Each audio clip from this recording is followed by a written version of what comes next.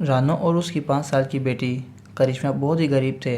रानो के पति की मौत के बाद से ही रानो और करिश्मा बड़ी मुश्किल में जी रहे थे। रानो अपने घोंसले का किराया भी नहीं दे पा रही थी। ऐसा जुल्म मत करिए सेठ जी, मेरे पति ने कितने सालों आपके पास काम किया है। आज वो नहीं रहे तो हम पर रहम खाएं और हमें घर से बाहर ना निकालें। हम इतनी ठंड में कहाँ जाएंगे। तेरा पति मेरे पास काम कर रहा था तो क्या उसके पूरे खानदान को ठेका ले लिया मैंने? हैं? मैंने घोंसला किराए पे चढ़ाने के लिए बनाया है, कोई अनाथ आश्रम नहीं खोला मैंने। रानो गिड़गिड़ाने लगती है मगर सेठ पर कोई असर नहीं होता। वो अपने गुंडों से कहकर रानो के घर का सारा सामान घर से बाहर फेंकवा देता है। रानो और करिश्मा कड़कड़ाती ठंड में घर से बेघर हो जाती हैं। दूसरी तरफ सेठ जी घर पहुंचता है। उसकी बीवी उस पर गुस्सा करने लगती है। फिर अकेले आ गए। मैंने कहा था ना, आज घर में घुसने नहीं दूंगी। अगर नौकरानी नहीं लाए तो पुरानी नौकरानी को काम छोड़े 2 दिन हो गए हैं। घर के सारे काम मुझे ही करने पड़ रहे हैं। ए भगवान, आज के लिए माफ़ करो, कल पक्का मैं ले आऊँगा।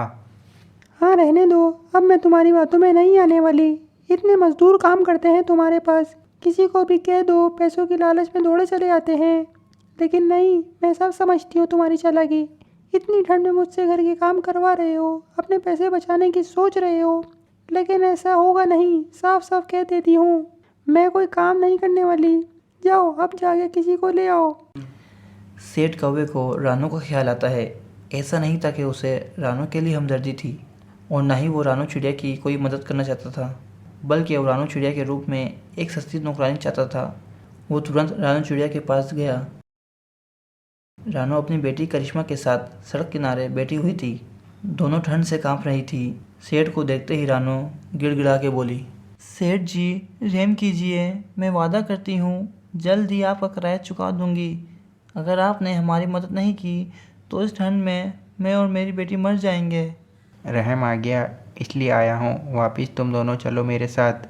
आज से तुम्हें मेरे घर के सारे काम करने होंगे, बदले में रहने के लिए जगह मिलेगी, तुम दोनों को कुछ ना कुछ पैसे भी, ठीक है? लेकिन एक बात साफ साफ सुन लो, घर के सारे काम तुम दोनों को ही करने होंगे। मंजूर है तो बोलो, वरना मैं किसी को देखता हूँ। मैं करूँगी ना सेठ जी, मैं सारा काम करूँगी। आपका बहुत बहुत धन्यवाद। सेठ रानो और करिश्मा को लेकर अपने घर पहुँचता है और अपनी बीवी को उन दोनों के बारे में बताता है। कौवे की बीवी खुश हो जाती है और रानो को भी इस तरह एक छत मिल जाती है और वो अपनी ज़िंदगी नौकरानी बन के गुजार देती है।